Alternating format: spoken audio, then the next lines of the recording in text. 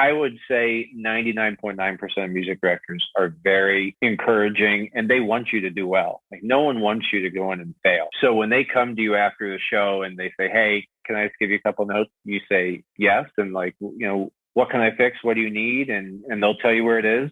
Reassure them, because they're doing it not only for you, but they're doing it to make sure that their show is in good hands with you playing drums. And it's all constructive criticism. And if you can't take constructive criticism as a musician, then your teachers were way too nice to you growing up. Like you should be able to handle that.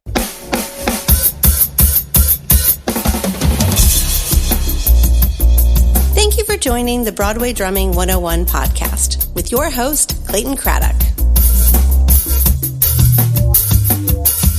If you like what you hear on the show, subscribe to the Broadway Drumming 101 newsletter at BroadwayDrumming101.com. Welcome to Broadway Drumming 101. My guest today is Joshua Priest.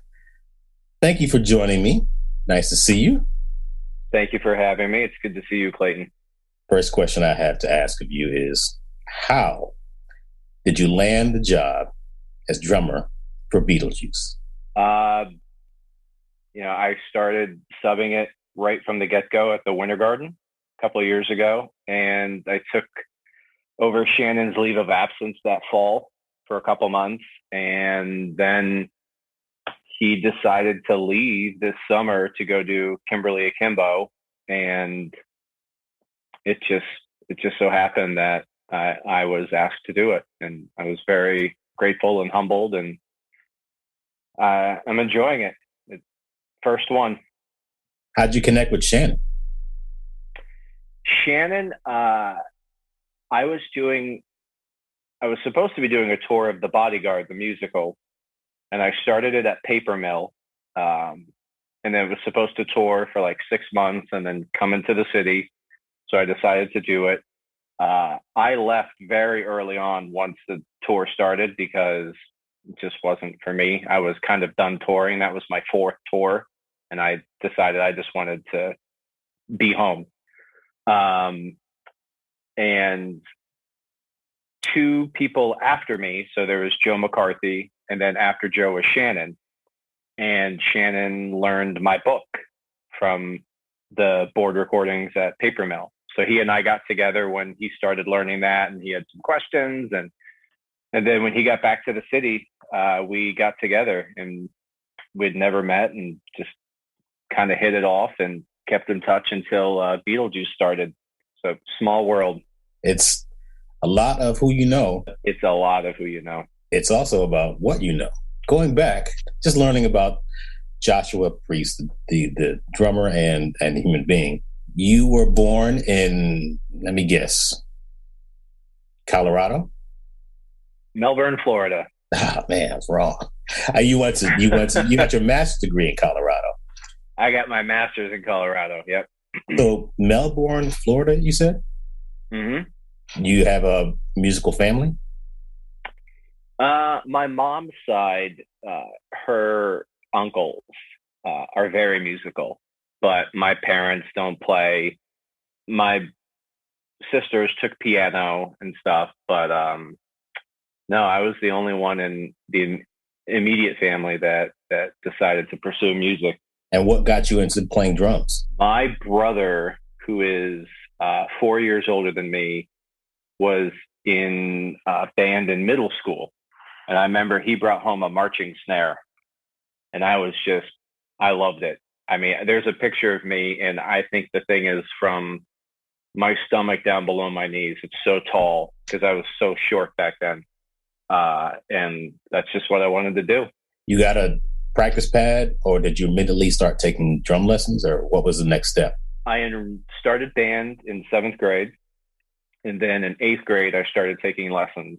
Was there a big band in Florida? Because I know down below the Mason-Dixon line, as they used to say, there are a lot more marching bands. And it's funny, I was looking at some videos of me in my college marching band the other day, and we were good, but not nearly as good as these other Southern HBCU drum sections. And DCI drum sections. I mean, it's just a whole other level. Were you surrounded by that kind of competition? Absolutely. The county I grew up in, Brevard County, had a huge K through 12 music program. They had some of the best teachers in the state. And, they all worked together to make sure that everyone had these opportunities and everyone was learning at the same level and getting to be pushed to do all county and all state, tri-state, and all these things. And they were just really, really great educators. They cared about people pursuing music beyond just high school, just beyond getting that credit. They wanted people to keep going. And I think that stood out. So you're playing in the marching band in junior high and high school? Mm-hmm. Yep, we had both. When did you start playing drum set? Oddly enough, I didn't start till college. And I can remember I auditioned for jazz band in high school and I did not get it. It was awful. I couldn't figure it out. I didn't have the coordination. I was very shy. You remember what you did wrong? Everything. No, I can remember the high school went and played at the senior center, the local senior center, and the regular drummer couldn't make it. So I usually played percussion and vibraphone. And the band director, she said, "Well, you have to play today." I'm like, okay, let's figure it out. And Clayton, I did not even know how to put together a hi-hat stand. So I pulled out the clutch and I couldn't figure it out. And so I had to have one of the trombone players come over and show me how to put it together. Oh, wow. Yeah. So then when I got to college, I had an incredible drum set teacher, and he got me on the right track. So did you have you I guess always knew you wanted to go to college for music, or did you go to college for music? Okay. I did, yeah. And where did you go and why did you choose that college? I went to a liberal arts school called Rollins, and it's in Orlando. And I went there because it was between that and University of Miami. And I went to Rollins because it was closer to home. It was only an hour and 15-minute drive. And Orlando had plenty of opportunities to work. My high school teacher went there, and I already knew the percussion and drum set teacher at Rollins. So it kind of felt like a very easy transition from high school to college. It was a small program. There was only 10 percussionists, and the music school itself only had maybe 115 kids total. Wow. Just a small little school. And it presented me the opportunity to go out and work and take gigs right away and learn how to be a professional from the get-go. So did you have a drum set in high school? No, I had a marimba. Really? Yep. Your parents bought you a marimba? Yeah, I had a 4 1/3 octave marimba. Women must have thought you were like, sexy. Look at that guy with the marimba. Yeah, little did I know it doesn't pay the bills. I want to be a marimbist. Is that? Oh man! So, yeah. Did you want you wanted to go to college for music? Did you have an idea of what you wanted to be when you when you quote unquote grew up? No clue. I thought that you could just freelance and just play a bunch of different random gigs, and I was like, okay, this is great. This is what I'll do. And I had no clue about Broadway at the time. I had done some shows just because it was offered to me and it was a gig. But I had no interest in any musical theater at that point. What was your first introduction to Broadway or musicals in general? In high school, I played at they have a Cocoa Village Playhouse is kind of a historic place in Brevard County, and I did some stuff there. And I think my first show was Wizard of Oz, and then I did a chorus line and a couple of things. And I was like, okay, this is fun, but I still wasn't. I wasn't sold. I didn't know what I wanted to do.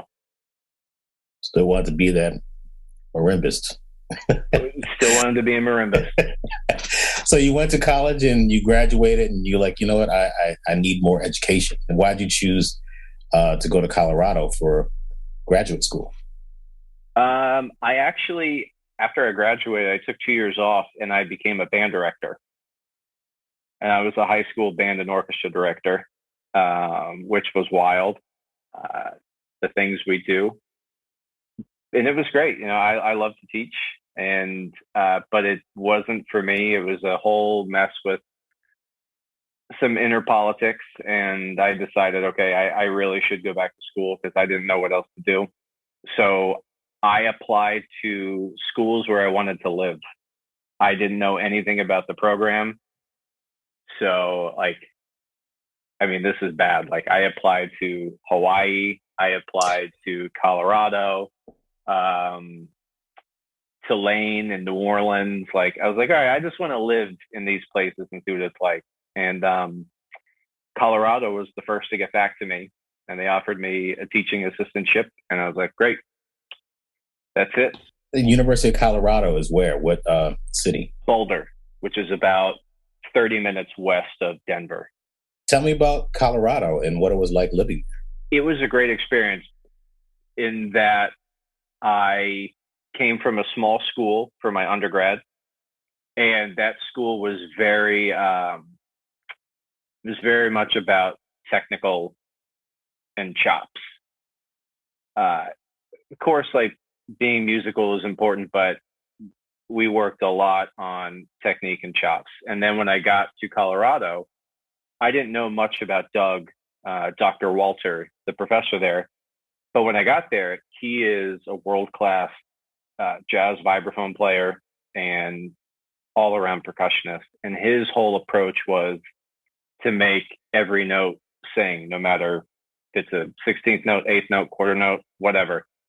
And it was a completely different approach. So it was a nice balance from my undergrad degree to my master's degree. And going to school there was very distracting because it's a beautiful place to live. You don't want to go inside because the weather it can get cold, but they have more days of sunshine than Florida. Really? And yep. And it's just it was set right against the foothills. So you have the mountains behind you all the time. Yeah, it was really hard to be inside practicing. When you were in graduate school, did you have an idea that, you know what, I want to move to New York, LA, or Nashville? Or did you have an idea as the further that you were getting into your studies, were your ideas of where you wanted to land up more focused? A little bit. I was torn between LA for the weather, just because, who wouldn't want sunny weather year round? And then New York, because I did start getting more into musicals in grad school. And I met a director who was doing a production of Candide at the school, and I was playing it. And I was playing a couple books I combined. And his name is Larry Fuller, and he was a choreographer for some Sondheim shows back in the 60s and 70s. And he liked what I was doing. He asked if I wanted to do this for a living. He thought I would be good at it. And I kind of thought, yeah, I would like to. And he put me in touch with a contractor. And she said, graduate, finish up your school, because that was my first year. And she said, call me when you're done. And I did. I graduated in 2010. I called her and she said, I have a show. It goes out in September. And I was very lucky. And I started touring right away. And that was with Mamma Mia? That was with Mamma Mia. 2 years. Did you have certain drum set players that were influences when you were in grad school or before? I was a huge Steve Jordan fan. Still am. definitely just perfect pocket. And that's just kind of what I want to do. It's just whenever I play, I don't have Weckl chops or anything insane. I just want to play a solid pocket. That's it. So no 30-second notes for you, unless required. Unless required. Correct. It's like what's that thing where you have the do not open break glass? What's that thing? Oh yeah, again? in case of emergency. Yeah. In case of emergency, break glass for 30-second notes. Just pull them out and put it back in. Pull out the double kick just for that, and then put it back. Yeah. Where did you hear about Steve Jordan? My teacher in undergrad, Danny Gottlieb. What? Danny Gottlieb? That's cool. He was my drum set teacher. He was the man. Still is. Yeah, he's still the man. He did some work with the Blues Brothers, and that's kind of how I got introduced to that. And that's how I learned about Steve Jordan. And then when he did that record with John Mayer and Pino Palladino, what's that? Is it called Live? Is that what it's just called? Yeah. Oh, that drum fill that he does at the very beginning of "Who Do You Think I Was?" And then it's just the same thing throughout the whole thing, but just steady and just killing. Oh, I love it. I'm with you on that. Yeah, and then like when he plays Gravity, it's just quarter notes. That's all it is. Like, man, that you can't beat that. You start to learn more and more about players. Like you find bands you like listening to, and you start reading about the drummer and people that you didn't know play drums. I mean, for the longest time growing up, until I really got into playing drums, like I didn't know Phil Collins was a drummer, and you go back and like you watch his early stuff with Genesis, and you're like, man, yep, insane.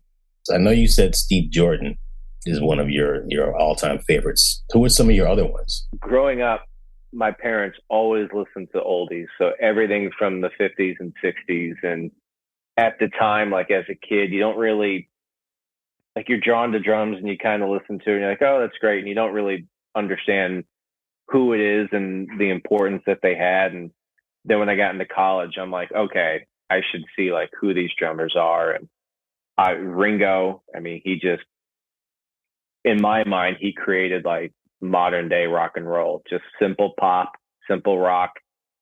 He just had such a good feel on the hi-hat. And for me, like that wishy-washy hi-hat, that's gold for me. Charlie Watts with the Stones.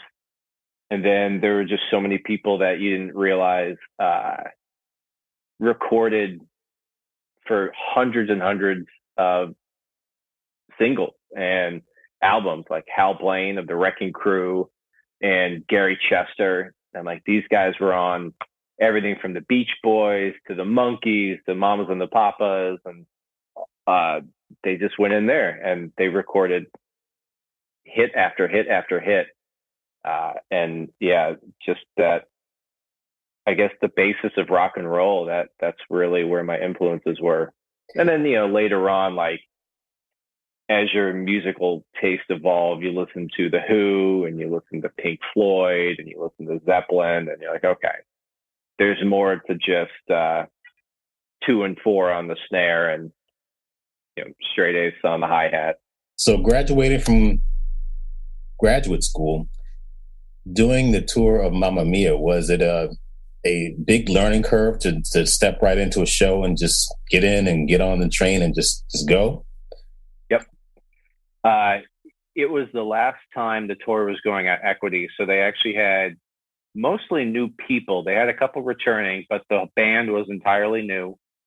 And so a lot of us were kind of first time touring together. So it was a great opportunity for everyone to kind of learn as we go.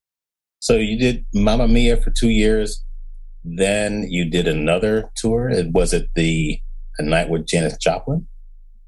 I came to New York and I started subbing Matilda. And I did a little mini tour of The Little Mermaid. They kind of revived that at Paper Mill, and I played the second half of that production there. And then we did, I think, 4 or 5 cities. And that's how I got introduced to Howie Joins, was through Matilda. And thanks to Howie, he started recommending me to shows that he was contracting as a sub. And I was able to get on a couple shows thanks to him. Was Matilda the first show that you subbed on in New York City? I did Mamma Mia. Oh, you subbed at Mamma Mia in New York? Mm-hmm. Was that after the tour? Yes. Oh, wow. So you met Ray Marchica? Ray Marchica, who was a good friend of Danny Gottlieb's, which is how we got introduced. Ah, okay. That's great. And then you sub there, and then your name got around. Is that how you connected with Howie? I connected with Howie through David Holsenberg, who was the supervisor for Mamma Mia. And on one of the breaks from the tour, he said they were doing Ghost, the musical. He said, get in touch with Howie and you should meet him. And that's how I met Howie, was through David. This business, it's just all about relationships. Tell me about your first time subbing on Mamma Mia. What did you do to prepare? Oh, you already knew the show, so I guess that was half the battle. But the way they triggered the click was just with just on the pad, and it was live drums versus V drums. And that's where I started learning that you can play kind of as loud as you really want, because they just want that presence. They don't want, you need to play loud enough so everything gets picked up. It was a good experience. It was terrifying. And I learned a lot as far as preparation, because shortly before that, I took an audition, and that was kind of my biggest fail of my career. I flew out from LA to New York to audition for the Book of Mormon tour, the first national. I was like, this is a great opportunity. And I was still young. I didn't know anything about subbing. So as far as like preparing music and learning the fills, learning the grooves, and worst of all, I didn't know what an SPD pad was, because we didn't have it on tour and I didn't use it in grad school or anything. So I remember I was sitting in the room with everyone there, and we start one of the first songs to play through, and I didn't know I had to trigger the click. It was on the SPD pad. They stopped. They're like, you didn't trigger the click. I'm like, where is it? They're like, it's pad number 1 on the SPD. It's like, oh, that's what all those numbers are in the music. It was the biggest bomb of my life. And it was the most humbling experience, because I left feeling embarrassed, and I knew from that moment forward that I have to like really prepare, and I have to do a lot more homework than I think is required. So somebody comes up to you and says, I want to be just like you, have a show on Broadway, and I want to start subbing because I want to get some experience. What are some of the things that you tell them to do?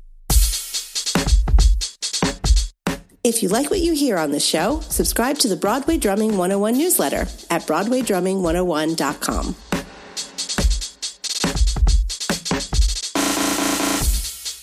To continue producing the high-quality podcast you're listening to, publishing engaging newsletter content, and posting YouTube videos, we would appreciate any financial contributions you can make. At this time, we have no advertisers, and we'd like to keep it that way. Our staff is small but growing. We can only produce the show with listener contributions from people like you. There are a couple of ways you can do that. You can sign up to be a monthly or annual subscriber at BroadwayDrumming101.com. You can also contribute any amount you wish through PayPal at paypal.me/Broadway Drumming 101 or through Venmo at Broadway Drumming 101. Or help keep us caffeinated by buying us a cup of coffee or a week's worth at buymeacoffee.com/BD101. That's buymeacoffee.com/BD101. We appreciate any support you can give.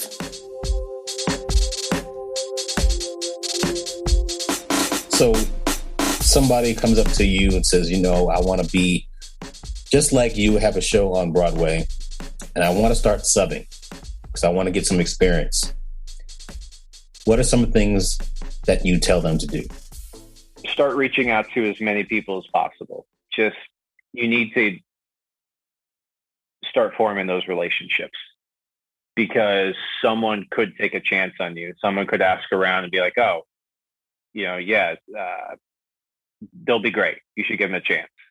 And you never know. Like it could happen right away. It could take a little bit of time. But I tell them to do your homework.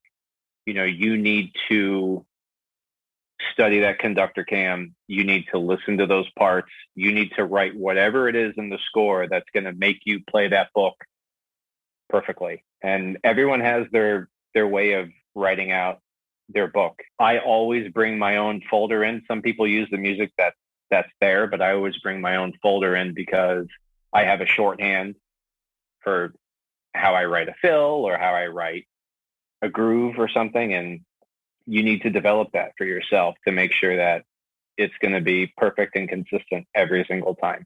Being a sub on Broadway is not an easy task. Tell me about your experience being a sub and what people should know about subbing on a Broadway show. I think what people might not understand is that you're basically on someone else's schedule. Because you can't just be like, you know what, I'm not going to do anything this whole week. I mean, you could, but then you could potentially be losing out on a lot of money. So you kind of always have to be available. And like you think about the holidays, like people that have chairs, if you're able to sub out up to 50%. So like someone wants to take off around the holidays, and guess what? As a sub, you're the guy around or girl, like you're the one that's around to play. And it's really tough because you can't really plan too much. I mean, I'm sure everyone you've talked to that has subbed has had stories of last minute things, like an hour before, maybe even closer to that. My wildest story was I was subbing Groundhog Day, and I was in Denver at my parents' house. And I was supposed to fly home the next day. I was at Denver with my girlfriend at the time and her father, and my phone kept ringing. It kept ringing. I'm like, oh my God, it's 5:30 in the morning. Like, who's calling me? And I was ignoring it. And then finally at 6:30, like it was nonstop, I looked over and it was Howie. And I picked up, and it was a medical emergency. He had this emergency. I'm like, I'm in Denver right now. And the other sub, there's only two subs because we were on stage for part of it, and you had to have a put in, so you couldn't just have anyone go play the book. The other sub was booked, couldn't get out of it, tried, couldn't do it. So I'm like, all right. I told my girlfriend, she's like, you got to fly. And I called Delta, got on a 10:30 or 11 a.m. flight, got to LaGuardia about 4:30, and made it for a 7 o'clock show. What? It's just sometimes I don't know how many people would do that, but I just felt like, okay, I have to do that. He needs the help, and changed my flight and just flew back a day early. Dedication. Dedication. And that's what it takes. I think people, you've had more chairs than me. You could probably agree that you appreciate people that are dedicated or that are always available and willing to help out, be on hold. That's another one, is that you'll get a text or an email from whatever. Hey, can you hold this date? Like, okay, it's whatever, a week out or 2 weeks out, and then you have to turn down other work because you already told someone you're holding that date. And there's just a lot of things that you have to be very flexible with as a sub. Getting notes. I know people have talked about getting notes on here, and there's nothing wrong with getting notes. Nobody wants you to fail. If you're getting a note, it's to help you. It's to help the music director. It's to help the rest of the orchestra. It's to help the show, people on stage, whatever. And it's to help you. Like, no one is out to get you. And you just have to be flexible and other things. Oh man, getting paid is another one. We don't do, I think very few shows do direct deposit. I think the only one was Moulin Rouge. For me, was direct deposit, even as a sub. Because most of the time, I think when you do rehearsals, it's paid separately. So I paid through the show's LLC. While if you're doing just a show, you're paid by the theater. So as a sub, say you play a Wednesday or whatever, you get paid the next week. And if you're not in that week, they'll typically just mail the check. So then you have to wait potentially an entire another week to get paid for something you did 2 weeks ago. And that's tough because as a sub, like that's what we're living on, is that money. And you just have to, again, you have to be flexible. You can't be hounding in-house contractors like, where's my money? Where's my money? They got plenty to do. And trust me, like, you're going to get paid. It may just take a little bit longer than you thought. In the before times, before COVID, you could go just make your little trek, go to whatever theaters you're subbing at, go pick up all your checks, and that's it. Now it's a little harder because a lot of theaters, you need clearance. You need to have a negative test to get into the building, and then you can go pick up your check. So it's a little bit more difficult, especially if you're not in a lot. If you're not in a lot, period, like you could have one show where you're not in once every 6 weeks. And you have to find a way to keep that show fresh. Either, I don't know, play through it once a week or just look at it. But it's a tough thing to keep up a show. I mean, just subbing a show is hard enough. And then to like almost forget it because you're doing other things, and then come back 6 weeks later and be like, okay, what has changed? Are there new actors? Is there a new conductor? Like, there's a lot of variables that go into that. And then maintaining a bunch of books. I know Sean McDaniel, I think, has the highest number of shows at the same time. He's insane. I know Joe Horshevsky has a lot at the same time. Joe Nero. The most I ever did was 6, and that was plenty. I will never do more than that. So how did you keep those shows fresh yourself? Fortunately, at the time, I was pretty active on 4 of the 6. The one show, Company, had its moments. It was difficult, but it wasn't one that you needed to keep under your hand. Like, you didn't have to get it all the time like you would something like Moulin Rouge or This is Doubtfire or whatever, like some drum heavy books. So that one was a little easier. And then the other one I was subbing at the time was Little Shop, which has its challenges, technologically speaking, because we have to trigger the Ableton. So that's the hardest thing there, is you got to make sure that you're starting to click at the right time. So again, that wasn't a drum heavy book. So that was a little easier to put away for a minute and then pull back out. Graduating, touring with Mamma Mia, meeting Ray through Danny, subbing at Mamma Mia on Broadway, and meeting Howie, subbing there. How'd you get a night with Janis Joplin? And tell me about that show. That was through Howie. And that band was all from Portland, Oregon, where the show originated. So the drummer, Mitch Wilson, didn't know a lot of people in town. And so Howie recommended me to him, and he called me, and that was probably one of the hardest shows I've subbed, just because it was an onstage band. The entire show had to be memorized. So it was 2.5 hours of, they're Janis Joplin tunes, but still you have to know what's up next. You have to know which tunes you're counting in, which tunes she's counting in, tempos, all that stuff. And we had to sing, which was, that was the hardest part. Are you a good singer? Not in that range. Mitch, I think, is definitely more of a tenor, and I had to rearrange some parts because it was too hard to sing that high up and play. Well, I think, what's the name of that song? Another Piece of My Heart? Yeah.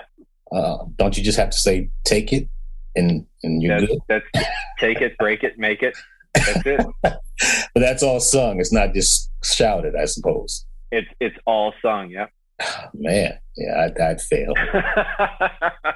It's hard. It is very hard. And I admire singing drummers, man, or singing any kind of instrumentalist that can sing, like Sting, the stuff that he does, and then, oh my God. Well, yeah, like going back, Phil Collins, Don Henley, Karen Carpenter, like they all play and sing, and I don't know how they do it. Back to Janis Joplin. So you did that for a while, and you subbing at Mamma Mia, then you went on a tour for Mamma Mia. After Janis Joplin, I kind of wasn't doing too much, and the opportunity to tour with Matilda came up. So I took it because it was the first national, and I didn't have anything going on. So I'm like, yeah, I'll go do it. And I toured that for 18 months, which that's a long time for any of those people out there that tour. So tell me about the touring experience. The last, first and only show that I toured was a show called Footloose back in the year 2000. It's an introduction to Broadway, and I thought it was great, but it was a non-equity tour.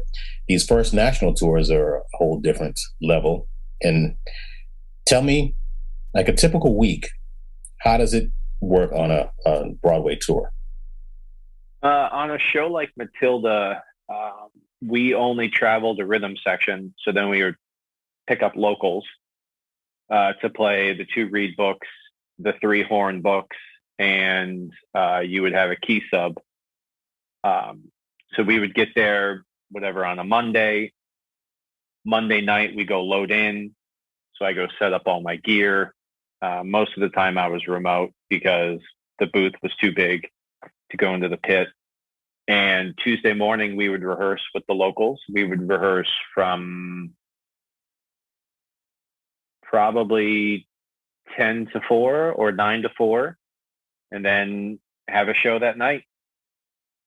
And you would do, depending on how long you're in the city, I've done 3-month sit downs. I've done one-nighters. I've done split weeks. It all depends. The first national, you do have a lot more time, which is nice because then you don't have to pack up right away.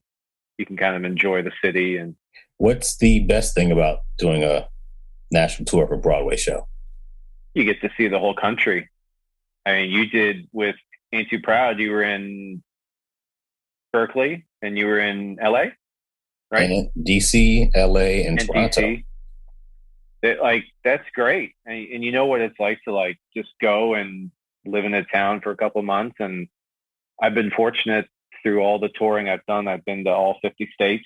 I've seen the whole country. I've seen most of Canada. And it's a very cool thing. And I think it's something that people should do. I think you should go tour if you're young and, you don't mind being on the road for a little bit. It's a good experience, and it's a good learning curve as well. And what's the downside to doing a national tour? You're not in New York, and if you're not in the city, you're probably not going to get called for things. You kind of get forgotten about because they need someone who's here now. You can't be like, well, I'll be back in 3 months. Show could be closed, or yeah, I'll fill the spot with someone else. And that's definitely the downside. And you can't sub out, unless you are, I had food poisoning once and I still played because we don't have subs on the road. You can't I think in some situations they would call a local in to try and learn it. But most of the time it's like, you got to go play. It's night in, night out. Did you ever take vacation time? I did. Yeah. We were given 2 weeks vacation a year. So I would take a week off just to kind of reset. You also did The Bodyguard, the musical. I did. Now that never came to New York. What was the situation with that show? I think the book wasn't strong enough to come in. Deborah Cox was amazing. She was in the lead role. She was fantastic. And the band was great. You're just playing all those Whitney Houston tunes. I think it was just a problem with the book that they didn't bring it in. Now, where did that tour and was it well received? I believe it mostly was. It started at Paper Mill over in New Jersey.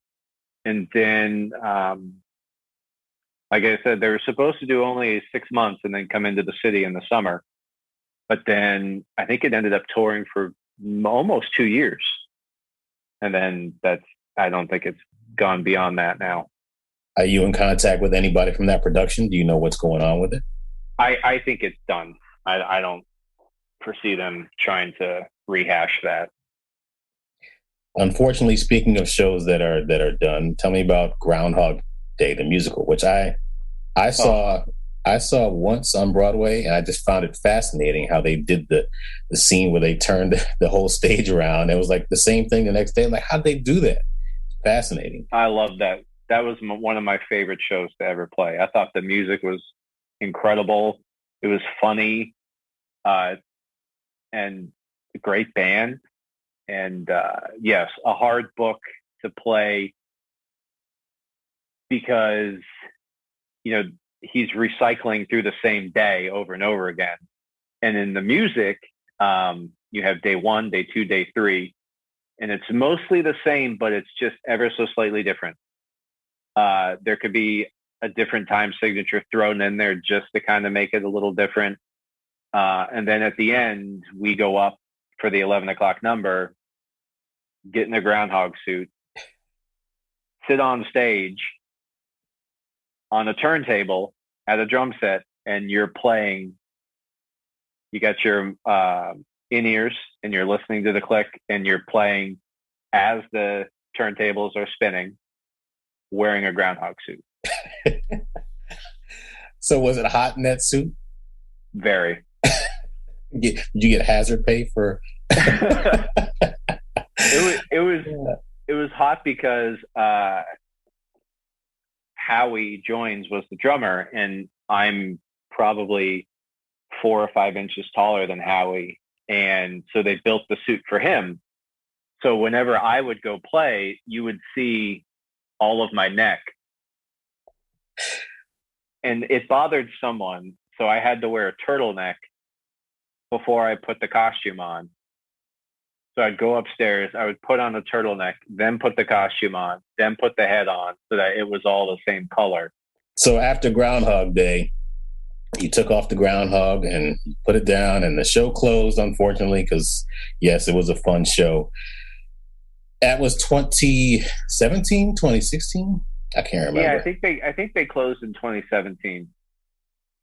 And I didn't really have any work, just some cabarets and little things here and there at the time. And I was really, to be honest, I was kind of disillusioned with the whole business and not sure if I wanted to keep doing this, because as people know that are trying to sub or have subbed, the amount of times that you get told no or you get told, oh, my roster's full, or I'm not looking for anybody, or I'll keep you in mind. It's a lot. And at that time, there wasn't a whole lot new opening up, and I think everyone was pretty set.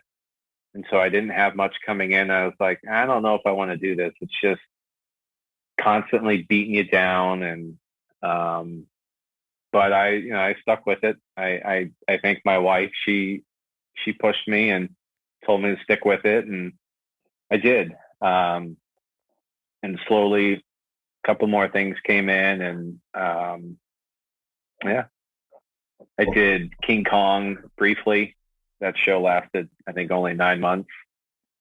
And that was Warren Oates on that? That was with Warren, yeah. How'd you meet Warren? Through Danny again, through Danny Gottlieb. He and Warren knew each other from way back when.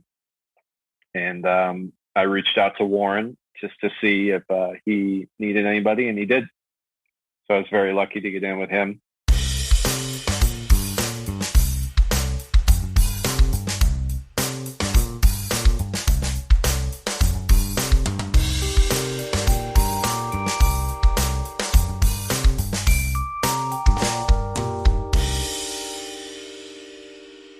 You brought up something very interesting. Encouragement, perseverance, and disillusionment. Man, it should be a title of a post that I'm going to put up. Because all of that can come into play in a career in the music business. How do you navigate through the inevitable ups and downs of a life of a professional musician?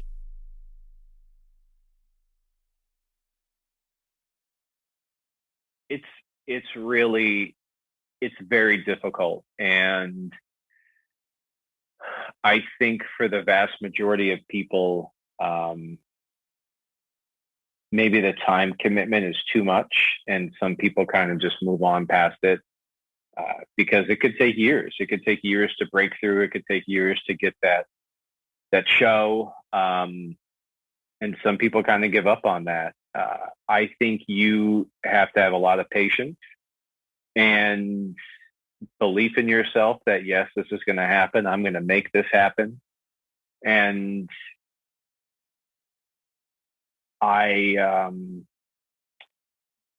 being married, you have to have a lot of support. You have to have a very understanding partner, because the time away, like, I'm gone every night, gone almost all day on Saturday, almost all day on Sunday.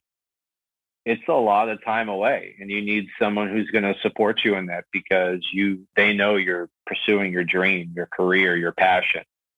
So for someone just getting into this business, I could see where it could be, let's see. I don't know. I guess I could see where it could be very discouraging, because things don't happen right away. But I would tell people, if this is really what you want to do, then you need to stick with it, because it's the most rewarding thing I've ever done, is be a musician. Well, I should take that back.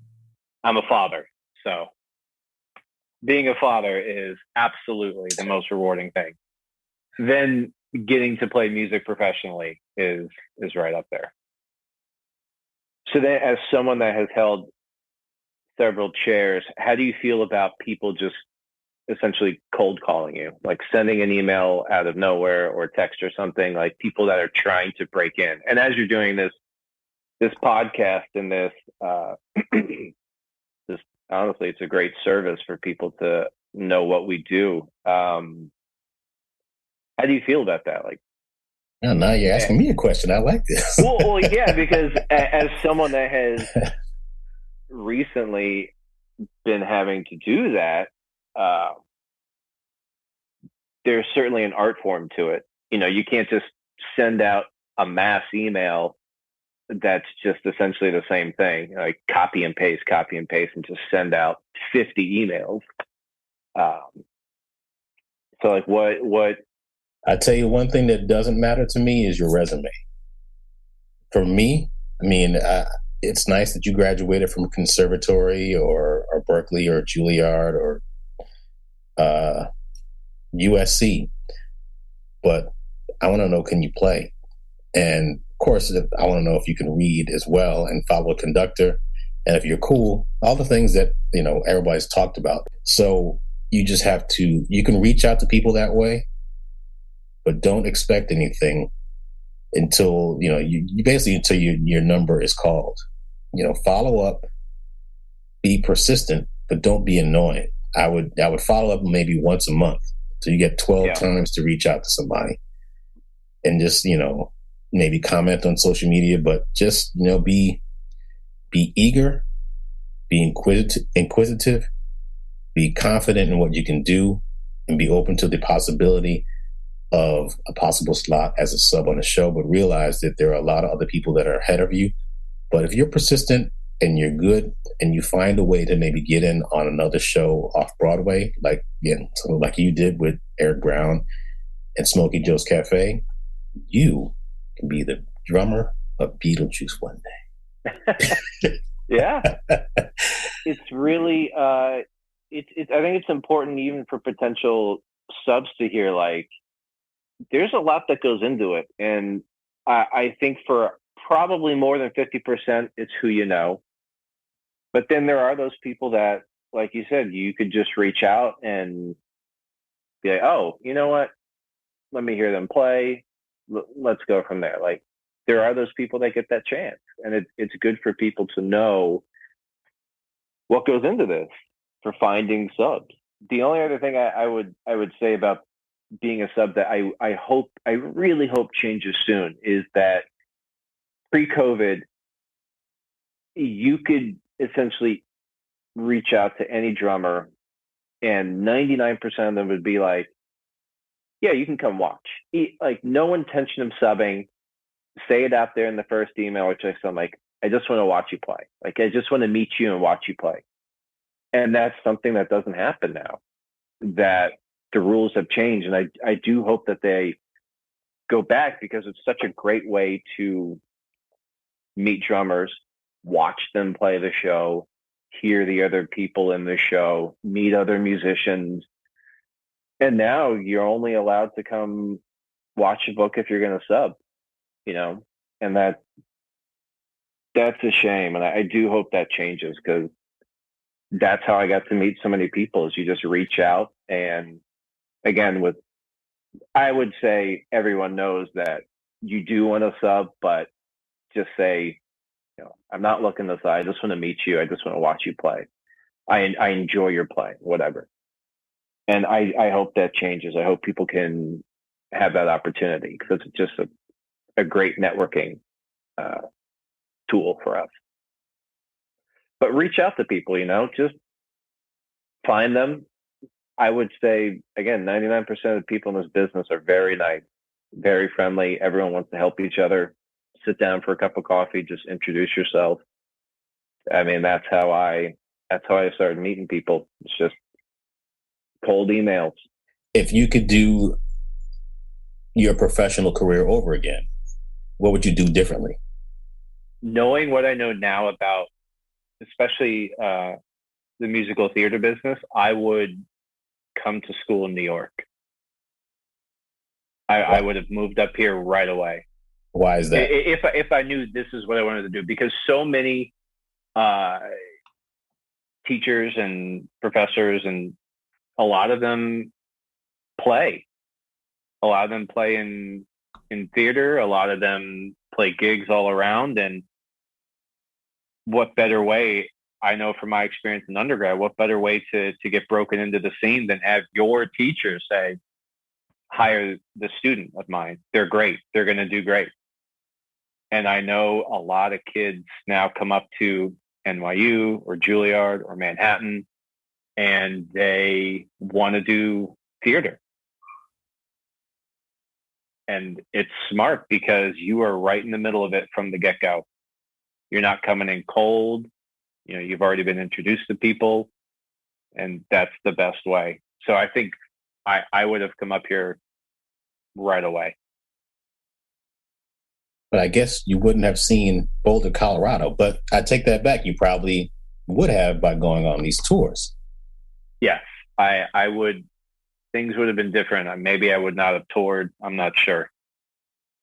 But no regrets, right? Being in the city, being in the place that you want to work is definitely ideal because, like you said, out of town, out of sight, and out of mind. And if you're in town and you're connecting with people, then the chances are very high that you're going to get a lot more work, which leads me to Smokey Joe's Cafe. Because we met through again, going back to the very beginning of our conversation, it's a lot about who you know. Yep. And I was looking for subs for my show that I had at the time, Ain't Too Proud. Eric Brown was one of my drum subs. He's been one of my main subs for every show that I've done since Memphis the Musical. And he was the drummer for Smokey Joe's Cafe. How'd you connect with Eric? I met Eric through Joe Bergamini. I had reached out to Joe about the show, getting the band back together. And that show it was very short-lived, sadly. But he introduced me to Eric because Eric was looking for some people for Smokey Joe's Cafe, which they had done up in Algonquin, and then they were bringing it off-Broadway. And I reached out to Eric, and we got together. I played for him a little bit, and he asked me to sub, and that's how I met Eric and subbed that show. And through Eric, I was fortunate to meet you. Having those connections, you never know where they may come from or where they may lead. And some things come full circles, some things go round and round. But I'm so glad that we met because I was very glad to have you on the show. And when I'm gone, you want to, when the drummer for the show is not there, you want to have somebody that can basically emulate your style and sound, and dancers on stage won't be coming down the next day when you're back and saying, "Where were you?" It's more like, "Well, you weren't here? Oh, that's great." Yep. And you definitely filled that role, and I appreciate all of your hard work that you put into the show. Thank you. I had a lot of fun. That was a great band. So Ain't Too Proud, you subbing around different places, and that was in 2019. And something happened in 2020. I can't remember, but anyway, you were also at Beetlejuice during that time, correct? Mm-hmm. In 2019. Then things happened, and now it's 2022. You started subbing back at Beetlejuice. Yeah, when things finally returned, I was subbing Little Shop because that was the first show to come back that I was subbing on. And then with Dina Torriello.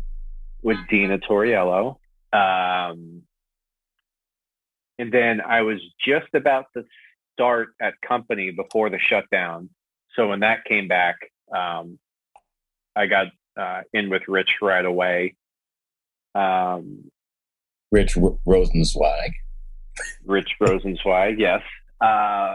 And then, just little more things start coming in. You talk about taking chances and getting these opportunities. That December, I got a call from Michael Keller. It was right before Christmas, and I was just going to the grocery store. And he asked what I was doing next week. I'm like, well, it's Christmas. I'm like, I have a couple things here and there. He said, well, I've exhausted all my resources. The Wicked tour is all out with COVID. He said, I talked to Matt, and he said that he gave you the book. And Matt literally gave me the book the day before this phone call. And this was like a Thursday. He said, can you fly out on Sunday and do the tour? It's like, let me call you back. So I called my wife, and she's like, yeah, of course you have to take the opportunity. And I was like, all right. I called Keller back, and I said, let's do it. And I learned the show in 3 days and flew out to Cleveland and played for the week. It was wild. I was about to ask you what was the most difficult show you've ever done. Was that it? I don't know if Wicked presents its own challenges, because then I started subbing for Matt in the City, and that show is hard because the majority of it is not on click. You would think with some of these big dance things that, or like a pop rock tune, that there would be click, and there's not. I think it's only on maybe 4 or 5 numbers. But there's just so much to do. You have to be an orchestral player. You have to be a heavy rock player. You have to play with some touch. And I mean, his whole thing just wraps around you. He's got 3 triangles. You've got mark tree. You've got a bell tree. You've got all kinds of stuff. And it's just, there's a lot going on there. So that book is definitely challenging. That may be one of the hardest shows for sure. You were subbing around town, and in 2022, you had the opportunity to land your own Broadway chair. Now, being a sub is different from having your own show. Tell me what it was like getting that call, say, you know what, I'm leaving. Do you want this gig? I'm still kind of in awe of it, because I just started 2 weeks ago, and it's just that feeling of all this work, all this time, 12 years I've been in this business, and it finally happened. And I finally made it to that point that I wanted to, that I have that credit, I have that chair. And I guess it's like a level of respect that they go, okay, like he's ready. He's going to do great at it. He's who we want. And I've said this before, it's just very humbling to know that however many drummers there are out there, that I was asked to do it. And, as someone who's held a chair before, excuse me, how hard it is. I mean, there's only 13 or 14 musicals going at a time. I mean, that's 13 or 14 jobs. That's it. And we're very lucky when we get that opportunity.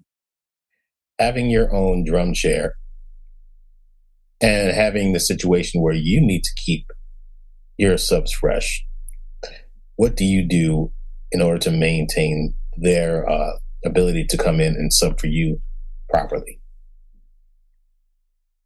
I try to depends on how many times I'm out. Like, I will typically be out once or twice a week. And I try to have a rotation going, just so everyone's in like every couple weeks. And then it's tough because sometimes people are busy, especially as we're getting into the holidays, like people are busy, and I feel bad when someone's not able to get in more frequently, but it's also what we do, and it's tough. It's a tough balance. Yeah, if you're a good sub, the word will get around and you'll be working a lot, which is not necessarily a good thing for the shareholder because you want to get them in, and sometimes you might want to take off, but they're like working at other shows. So it's difficult. One thing I used to do is I used to just plan ahead, a month ahead, and I would make sure that all of my subs were, like you said, in a rotation. And it was important for me, even though, as a shareholder, you take a hit when you're not working because you don't get paid for that show. So you might be sitting home watching, reruns of The Jeffersons or something. And I had to think of a funny old show, but MASH. Jeffersons, All in the Family. MASH. Oh, I didn't know. I never watched MASH. Me neither. I haven't seen it, but everybody talked about how great it was. But anyway, yeah, you might be home watching Golden Girls or something, and you're not able to work. And, but you're doing it to make sure that everything is run smoothly and you have people in there to help you out when you need them. Yeah, and as a sub, now having a chair, and then when the show closes, go back to being a sub, it's something that you appreciate when you can get in there a lot, because you could have a week where you only have 2 shows as a sub. You could have a week where you're completely booked, and it's tough. And as you were just saying, like, it's a good and bad thing. Like, everyone wants a bunch of shows to sub. As a sub, everyone wants to be busy. But then when you're not available, I haven't had this happen yet, but like, I've been sort of informed, like, when you're not available, people just move on. They're like, oh, he's not around. Like, I got to get someone else in. And that's kind of like it's good and bad. You know, it's good that you're working, but then it's bad because then you're not going to be available for someone else. No, please. Like, it is, you know, when you go in as a sub for that first time, I think what people that aren't in this business don't understand is that we don't have a put in. And unless you're doing like Groundhog Day, we had a put in because we're on stage and like you need that for safety. But you know, you don't have a put in. You don't have a rehearsal with the band and the cast to make sure. No, that first time you play for an 8 p.m. show, that show's starting and it's not stopping. So you better be ready, because like you said, there's wigs, there's hair and makeup, which is wigs. There's all the crew, there's stage management, there's light, there's sound, and then all the actors and actresses on stage and all the regulars in the pit. I mean, everyone gets together 8 shows a week to make that happen. And it's a really cool thing when you sit back and think you're just this little cog in this giant machine. But that cog as a drummer could derail the whole thing. I mean, I'm sure you've heard plenty of stories, and I've heard stories as well, where it could go wrong. It could go very wrong very quickly. And you don't want to be that person. I've made mistakes in my career. You know, luckily I haven't had any train wrecks, as they call it, in our profession. There was one time I remember when I was subbing for Bill Lanham at Cats, the last revival of Cats. There was a time where, you know, the conductor would do this, and I did my cymbal choke so loud, but there was no cymbal choke at that particular moment in the show. I don't know why I had this brain fog. It's like, Mr. Mustafali.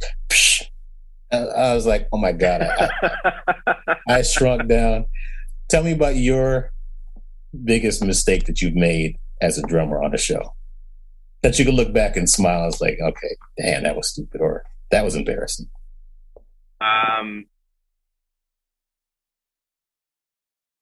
There's a couple. I can remember one time playing Matilda, I crashed the cymbal so hard I inverted it.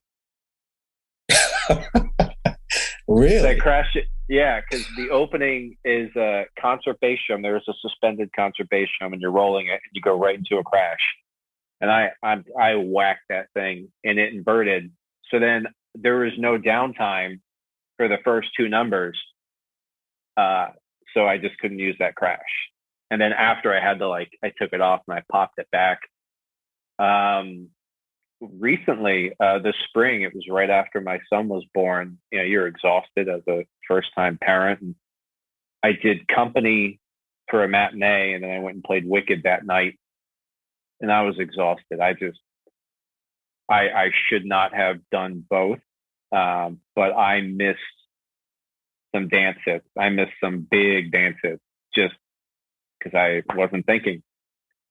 And I had a very stern talking to from the music director after that. And I was like, yep, I get it. I totally get it. That was my mistake, and it'll never happen again. And those things happen though. Like, you can't, like you said, you could look back and smile on it. You can't let those things take you down, because, you know, like, you'll make a mistake and you will never make that mistake again. I could promise you that, especially in this business. Like, I'm sure you never choke that cymbal there ever again. Nope. Nope. Too many mistakes, it means you're going to be out of a job.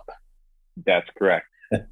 So when you sub, or even when, well, I guess really more when you sub, I guess it happens less if you are the chair holder. When you get calls to the principal's office and the music director says, "Hey, Josh, on measure 32, could you play the snare more to the rim on the third lug?" And you're like, wait a minute, how do you know exactly? Like, are you listening to what I'm doing? Like, how do you take notes from a conductor? No matter what they say, they're correct. And if they come, and I would say 99.9% of music directors are very encouraging, and they want you to do well. Like, no one wants you to go in and fail. So when they come to you after the show and they say, "Hey, can I just give you a couple notes?"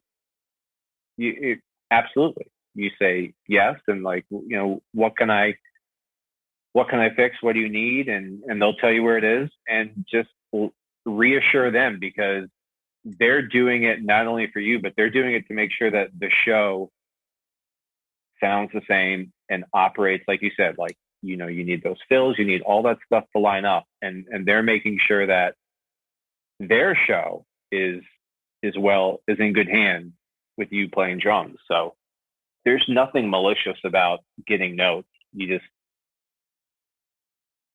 just have to graciously take them, and it's all constructive criticism. And if you can't take constructive criticism as a musician, then your teachers were way too nice to you growing up. Like you should be able to handle that.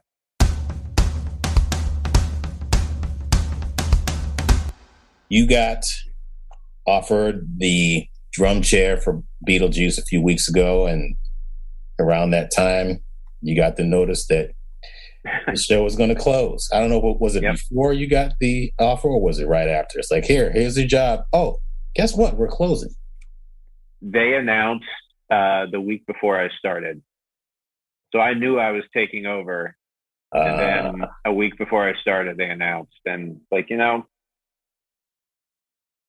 for people that watch the numbers and you see what a show is grossing, people try to guess and think, oh, that show's in trouble or it may not make it. And but you know what?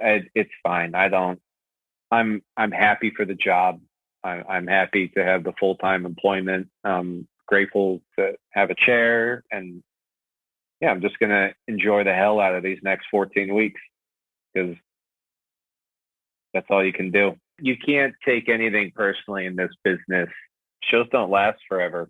I mean, I was one point where I had 6 shows, and then one went on a hiatus and one posted a closing notice. And I was like, okay, I'm down to 4. And then I was down to 3. I'm like, 3 is still very good. I'm happy to be working, but man, I was really busy, and now nothing. But it's just the nature of this.